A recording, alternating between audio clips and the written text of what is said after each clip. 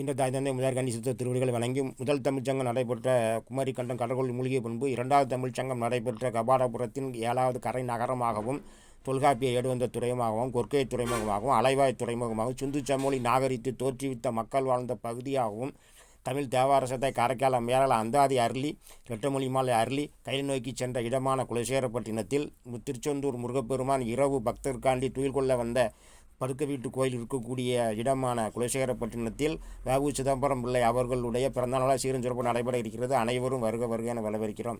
அதிகாலை வேளையிலே 5 மணிக்கு சிவபூஜை, 6 மணிக்கு காரைக்கால் அம்மையார் தேவார பதிகம் முற்றுவதல், காலை 8 மணிக்கு தமிழ்தாய் வாழ்த்து முழுவதும் பாடி கொடியேற்றி இனிப்பு வழங்குதல், மாலை 7 மணிக்கு திருவிளக்கு வழிபாட்டை சொற்பொழிவு ஆற்றி அனைவருக்கும் இனிப்பு வழங்கி விழா மிகுதியே நடைமுறை இருக்கிறது. ஆகவே அனைத்து மக்களும் தமிழ் மக்களும் வேளாளர் குல மக்களும் அனைவரும் கலந்து கொண்டு விழாவை சிறப்பிக்க வருமாறு அன்புடன் வேண்டுகிறோம். நன்றி, வணக்கம். திருச்சிற்றம்பலம். பாரத நாட்டு விடுதலை போராட்டத்தில் மறைக்கப்பட்ட வீர தமிழர்கள் பற்றி காணொளி காண்கிறோம். அனைவருக்கும் இதை பகிருங்கள். 1759 அழகுமுத்துக்கோன் அவர்கள் வீரமரணம் அடைந்தார்கள். அதற்கு உறுதுணையாக இருந்த தளபதி மயிலுப்பிள்ளை வீரமரணம் அடைந்தார்கள். அதன் பின்பு பூலித்தேவன், அதன் பின்பு ஒண்டி வீரன், அதன் பின்பு வேலு நாச்சியார், அதன் பின்பு தாண்டவராயன் பிள்ளை, அப்புறம் குயிலி, அதுக்கப்புறம் தீரன் சின்னமலை, அதன் பின்பு மருது சகோதரர்கள், அப்புறம் குணான நாடார், அதுக்கப்புறம் செம்பையினார் என்ற பல சமுதாயத்தை சார்ந்தவர்களும் பாடுபா இன்ற தாய் தந்தை முதற் கணிசித்தர் திருவடிகளை வணங்கி உலகெங்கு வாழ்ந்து கொண்டு இருக்கும் தமிழ் பெருங்குடி மக்களுக்கும் வேளாள குல மக்களுக்கும் அகில உலக வேளாளர் மக்கள் கட்சியினுடைய கொற்கை சிவமணி யூடியூப் சேனல் வழியாக ஒரு மகிழ்ச்சியான செய்தியை தெரிவிக்கின்றோம். அதுவென்றால் இந்திய விடுதலை போராட்டத்தில் மறைக்கப்பட்ட வீர தமிழருடைய நாட்களை கொண்டாட வேண்டும் என்ற நோக்கத்தோடு அதை வ.உ. கப்பலோட்டிய தமிழர் செக்கிழுத்த செம்மல் வ.உ. சிதம்பரம் பிள்ளை அவர்களுடைய நினைவு நாள் பிறந்த நாட்களில் கொண்டாட வேண்டும் என்று முடிவெடுத்து அந்த விழாவை செய்து கொண்டிருக்கின்றோம். அந்த வகையிலே முதலில் பீரங்கியால் சுடப்பட்டு வீரமரணம் அடைந்த அழகுமுத்துக்கோன் தளபதியில் மயிலுப்பிள்ளை ஆவார்கள்.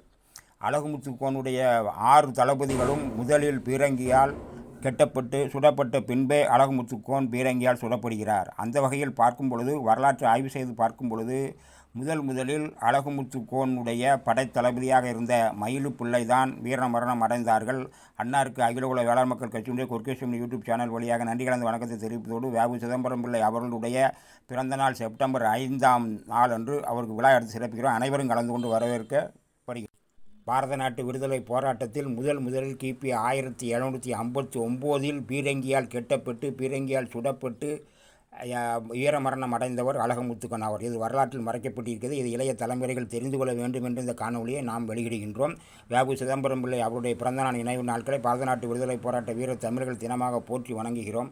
அந்த வகையில் அழகுமுத்துக்கோன் அவர்கள் இந்திய வரலாற்றில் முதலில் வீரமரணம் அடைந்தவர்கள். இவர்கள் இவருடைய படை வீரர் 249 பேருக்கும் கரங்கள் துண்டிக்க பின்பும் 6 படைத்தலைவர்கள் பீரங்கி முன்னால் கெட்டி அவர்கள் சுட்டு இறந்த பின்பு இவரும் பீரங்கியால் கெட்டப்பட்டு சுடப்பட்டு வீரமரணம் அடைந்தார்கள். இவர் அவ்வளவு சிறப்பு வாய்ந்த ஒரு மாவீரர் ஆவார். தன்னுடைய படை வீரர்களையும் தன் நாட்டையும் இழந்த பின்பும் அவர்கள் வாய்ப்பு கொடுத்து கப்பன் செலுத்துங்கள் என்று கேட்டபொழுது அதையும் மீறாமல் அவர் என் உயிர் மாய்ந்தாலும் விடுதலை வேட்கை வேண்டும் என்று கூறிய முதல் இந்திய விடுதலை போராட்ட விடுதலை வேங்கை அழகுமுத்துக்கோன் ஆவார்கள். இது அனைவருக்கும் பகிருங்கள். நன்றி, வணக்கம். பாரத நாட்டு விடுதலை போராட்டத்தில் மிகவும் முக்கியமானவர் மாமன்னர் பூலித்தேவன் ஆவார்கள். இவர்கள் வெள்ளைக்காரர்களை 2 முறை போரில் தோற்கடித்து ஓட செய்த மாபெரும் வீரர்.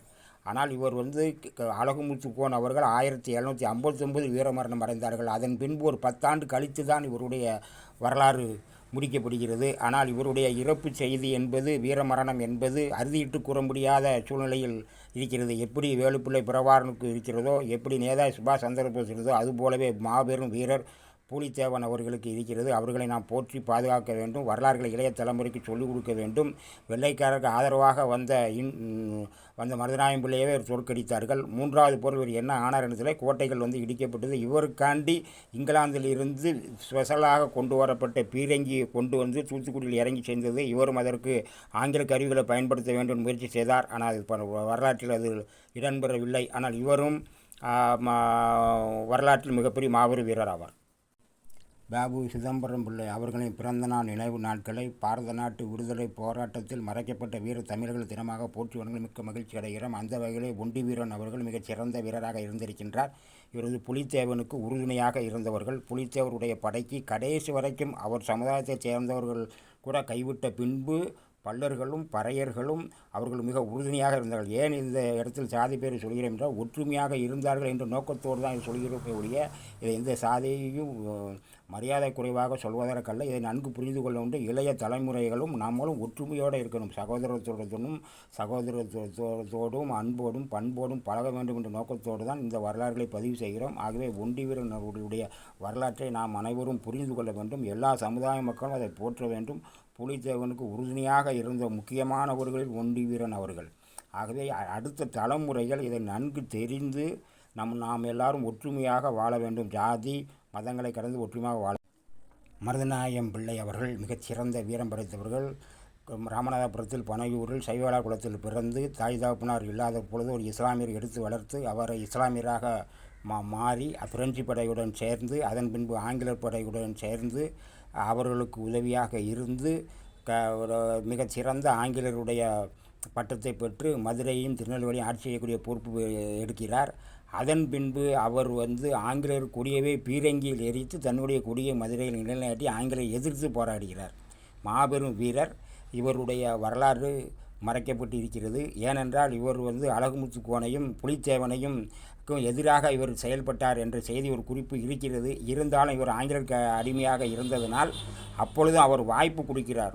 அழகுமுத்து கோனுக்கும் வாய்ப்பு கொடுக்கிறார். ஏன்னா மிகச்சிறந்த வீரரை யாரும் இழக்க விரும்ப மாட்டார்கள். ஆனால் அதை அவர்கள் பயன்படுத்தவில்லை. அதுபோல் புலித்தேவனுக்கு வாய்ப்பு கொடுத்து கடைசி வரைக்கும் புலித்தேவர் என்ன ஆனாலும் தெரியவில்லை. இதை நன்கு உணர்ந்த நமது வேலுநாச்சியார் அவர்கள் தான் ஒரு வருட காலம் பின்வாங்கி இருந்து வெற்றி பெற்றார்கள். இதை நாம் வரலாற்றில் புரிந்து கொள்ள வேண்டும். மிகப்பெரிய வீரர் மருதநாயகம் பிள்ளை அவர்கள். பாரத நாட்டு விடுதலை போராட்டத்திலேயே தாண்டவராயன் பிள்ளை வந்து மிகச்சிறந்த ஒரு அமைச்சராகவும் வளரி கலையில் பேராசனாகவும் இருந்தவர்கள். வேலுநாச்சியாருக்கு உறுதுணையாக இருந்து ஆங்கிலேயரை ஓட விரட்டி ஆட்சி அமைத்து இந்திய வரலாற்றிலேயே ஆங்கிலேயரை வெற்றி பெற்று ஆட்சி அமைத்த ஒரே பேரரசி ஆக இருந்தவர் வேலுநாச்சியார். அவருக்கு உறுதுணையாக இருந்தவர் வந்து தாண்டவராயன் பிள்ளை அவர்கள். அவருடைய கணவர் முத்துவடகனார் இறந்த பின்பு, வெள்ளைக்காரர்கள் இறந்த பின்பு அவர் உடனே உடன்கட்டை ஏற வேண்டும் முயற்சி செய்யும் பொழுது அதை தடுத்து நிறுத்தியது முக்கிய பங்கு வகித்தவர் தாண்டவராயன் பிள்ளை அவர்கள். அவர்களும் மருது சகோதரர்களுக்கு வளரி கலையை கற்றுக் கொடுத்து அவருக்கு உறுதுணையாக இருக்க வேண்டும் என்று கூறி அவர்களை 8 ஆண்டுகள் தலைமுறைவாக இருந்து அவருக்கு எல்லா பயிற்சியும் கொடுத்தவர் தாண்டவராயன் பிள்ளை அவர்கள். இவர்களுக்கு முக்கியத்துவம் கொடுத்தார்கள்.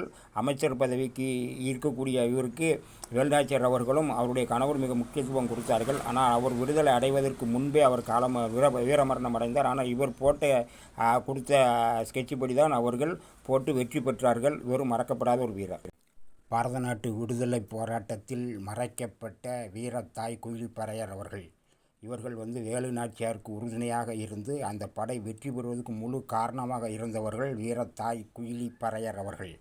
இவர்கள் வந்து தன்னுடைய உடலையே உடல் முழுவதுமாக எண்ணெயை ஊற்றிக்கொண்டு தன்னை எரித்து ஆங்கிலருடைய மருந்து கிடங்கில் குதித்து அந்த மருந்து கிடங்குகளை புல்லாவே அழித்தார்கள். வெடி கிடங்குகளை புல்லாவே ஆயுத கிடங்குகள் புல்லாவே அரிக்கப்பட்டதால் அவர்கள் ஆயுதம் இல்லாமல் வேலுநாச்சியார் அவர்களிடம் தோற்கடிக்கப்பட்டு அவர்கள் வேலுநாச்சியார் இருக்கிற வரைக்கும் அவர் ஆட்சி செய்தார்கள். வெள்ளையர்களை ஓட விரட்டி அடிப்பதற்கு மிக காரணமாக இருந்த வீரத்தாய் கூலி பறையவர்கள். பறையர் சமுதாயத்தை சேர்ந்தவர்கள். சாதியை சொல்கிறேன் என்று தவறாக நினைக்க வேண்டாம். ஏனென்றால் அடுத்த தலைமுறைக்கு எல்லா ஜாதியினரும் ஒற்றுமையாக அந்த காலத்தில் இருந்தார்கள். ஜாதி இருந்தது. ஜாதியில் சமத்துவமாகவும் சகோதரத்துவமாகவும் சகோதரத்துவத்தோடும் அன்போடும் பண்போடும் வாழ்ந்தார்கள் என்பதற்கு ஒரு சான்றாக எடுத்து இவருக்கு வீரத்தாய் குயிலி பறையவருக்கு நன்றி செலுத்துகிறோம். நன்றி, வணக்கம்.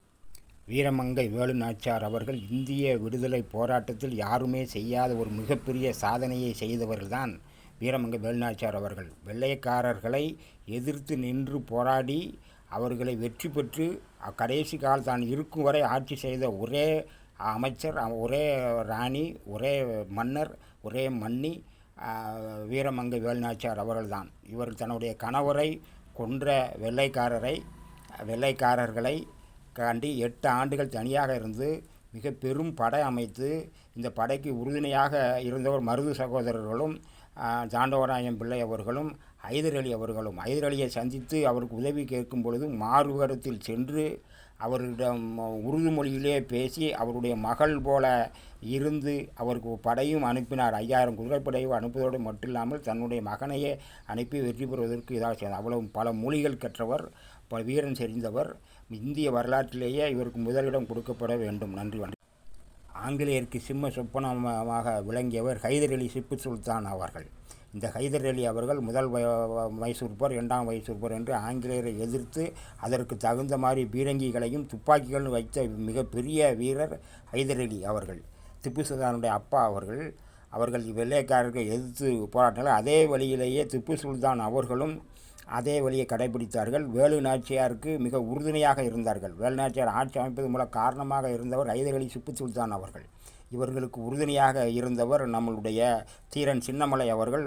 முதலில் அதற்கு எதிராக இருந்தாலும் திப்பு சுல்தான் அவர் மேல் உள்ள பற்றினாலும் சுதந்திர தியாகத்தினாலும் அவர் மேல் அலாதி அன்பு வைத்து அவர் தன்னுடைய படைகளுக்கு நெப்போலியனுக்கு தூது அனுப்பக்கூடிய ஒரு தலைவராகவே தீரன் சின்னமலை வைத்தார்கள். தீரன் சின்னமலை தனது படத்தளபதியாக குணான நாடார் அவர்களையே நெப்போலியனுக்கு சந்தித்து வெள்ளைக்காரரை எதிர்த்து வெற்றி பெறக்கூடிய மிகப்பெரிய வேலை செய்தார்கள். அது தோல்வியடைந்தது. இருந்தாலும் இவர் வரலாற்றில் திப்பு சுல்தான் மறைக்கப்படாத மாபெரும் வீரர். வணங்குகிறோம், வாழ்த்தோம். பாரத நாட்டு விடுதலை போரிலே உலகிலேயே முதலில் தற்கொலைப்படை தளபதி எங்களது பெரும் பாட்டன் மாவீரன் சுந்தரலிங்க பல்லர் ஆவார்கள்.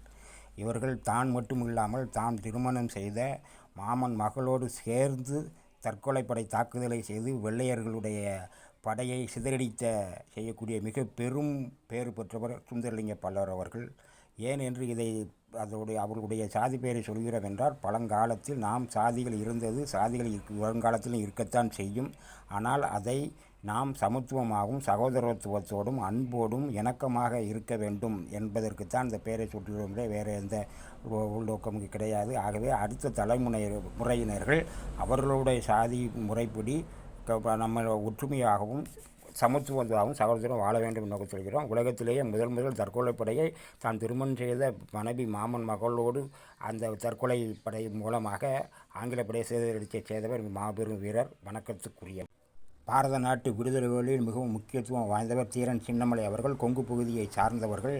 இவர் வரிப்பணத்தை வசூலித்தவர்களிடம் உங்களுடைய தலைமையிடம் போய் சொல்லுங்கள், சென்னிமலைக்கும் சிவன் மலைக்கும் இடையில் இருக்கக்கூடிய சின்னமலை என்று சொல்லுங்கள் என்று கூறி அவர்களை அனுப்பினார்கள். முதலில் திப்பு சுல்தான் இவர் மேல் மிகுந்த பற்று கொண்டு, இவருடைய சுதந்திர தாகத்தின் மேலே பற்று கொண்டு அவரை தன்னுடன் நண்பனாக ஏற்றுக்கொண்டார். அவருக்கு இவர் உறுதுணையாக இருந்து அவருடைய படைக்கு இவரே தலைமையேற்று நிறைய வெள்ளைக்காரர்களை வெள்ளைக்காரர்கள் பொருள் பொறுக்கக்கூடிய அளவிற்கு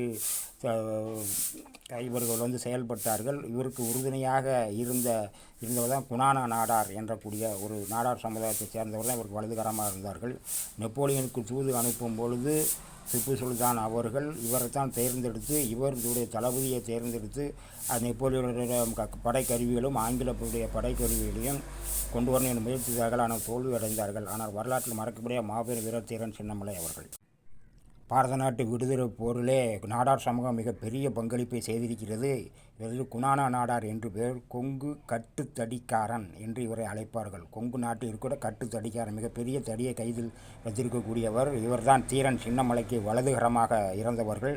தீரன் சின்னமலையும் இவரும் ஒரே நேரத்தில் தூக்கிலிடப்பட்டார்கள். அந்தளவுக்கு மிகச் சிறந்த தீரன் சின்னமலைக்கு வலதுகரமாக இருந்ததோடு மட்டுமல்லாமல் நம்மளுடைய சுதந்திரத்துக்காண்டி பாடுபட்ட மிகப்பெரிய சமூகத்தைச் சேர்ந்தவர் குணானா நாடார் அவர்கள். இந்த குணானா நாடார் அவர்களைத்தான் நமது தீரன் சின்னமலை அவர்கள் நெப்போலியனை சந்திப்பதற்கு திப்பு சுல்தான் அவர்கள் முயற்சி செய்யும் பொழுது இவரை தான் அனுப்புவதற்கு என்று முடிவு செய்து அந்த வெற்றி தோல்வியில் முடிந்தது.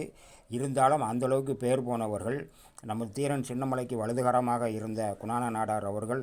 அவர் விடுதலை போராட்டத்தில் மறக்க முடியாத மாபெரும் வீரர் ஆவார். அவர்களை இன்றுமில்லை என்றும் நாம் வணங்குவோம், போற்றுவோம், வணக்கத்துக்குரியர், வணங்குகிறோம், வாழ்த்துகிறோம், வணங்குகிறோம்.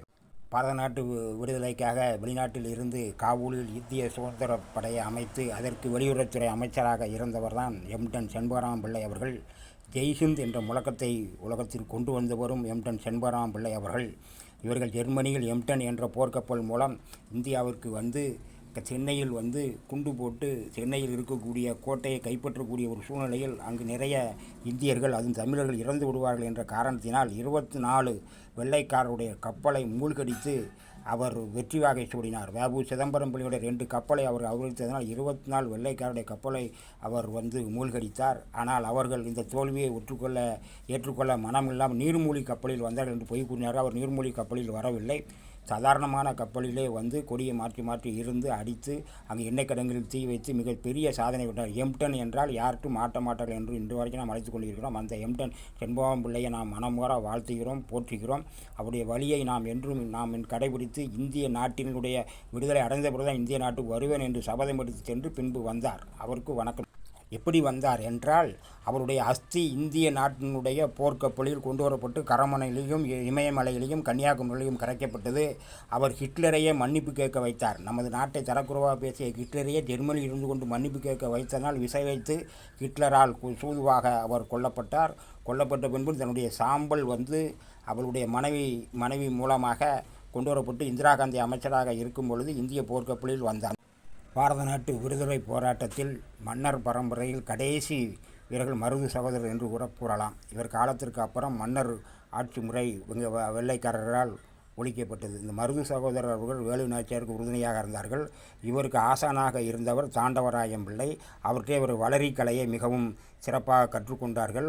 அதில் ஒரு சகோதரர் வளரிப்படைக்கு தலைவராகவும் ஒரு சகோதரர் வேல்படைக்கு தலைவராகவும் இருந்து வேலுநாச்சியார் படையை சீரும் சிறப்பாக நடத்தினார்கள். இந்த வளரிப்படையை கண்டு வெள்ளைக்காரர்கள் மிகவும் அஞ்சினார்கள். அதற்கு ஆங்கில அரசு தடை செய்தது. வளரிக்கலை வைத்திருக்கிறவர்கள் மீது தடை செய்யப்பட்டு அவர்கள் சிறையில் அடைக்கப்பட்டார்கள். அந்தளவுக்கு வளரியை கண்டு பயப்படக்கூடிய அளவுக்கு இருந்தார்கள். அதில் மிகச் சிறந்தவர் மருது சகோதரர் ஆவார்கள்.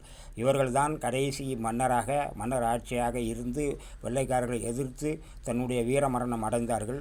இதற்கு பின்பு மன்னராட்சி முறை ஒழிக்கப்பட்டு வெள்ளைக்காரருடைய பாளையக்காரர் மற்ற ஆளுகள்லாம் ஒழிக்கப்பட்டு அவருடைய கண்ட்ரோலுக்கு வரப்பட்டது. இவர் வந்து மருது சகோதரர் அவர்கள் இந்திய வரலாற்றில் மிகப்பெரிய மாபெரும் சாதனை செய்திருக்கிறார். அவரை போற்றுகிறோம், வணங்குகிறோம், வாழ்த்துகிறோம். நன்றி.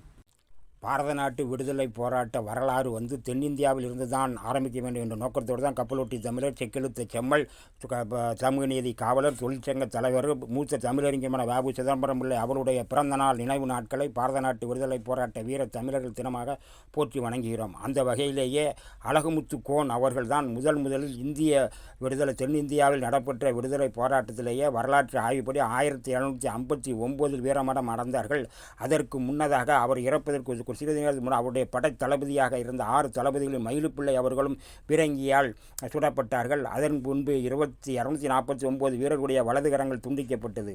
அதன் பின்புதான் புலித்தேவன் அதற்கு முன்னக்கூட்டிய வெள்ளைக்காரர்களை எதிர்த்தாலும் அவருடைய 10 ஆண்டுகள் 8 ஆண்டுகளுக்கு அப்புறம் தான் அவருடைய வீரமரண செய்தி நமக்கு வரலாற்றில் பதிவாக கிடைக்கிறது. அப்புறம் புலித்தேவன் அவர்கள் செய்கிறார்கள்.